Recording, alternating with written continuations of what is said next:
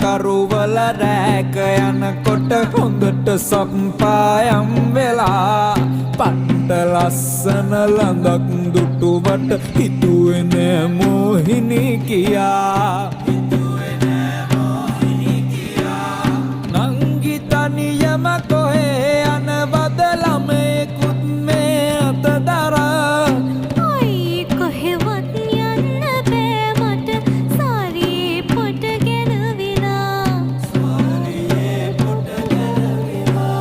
ළමයා ගන්නද පොට හදන්නද හිටන් මම වලේ අදිනවා ඕන රෙද්දක් ළමයා ගන්නවා සාරේ අන්දල නැති නිසා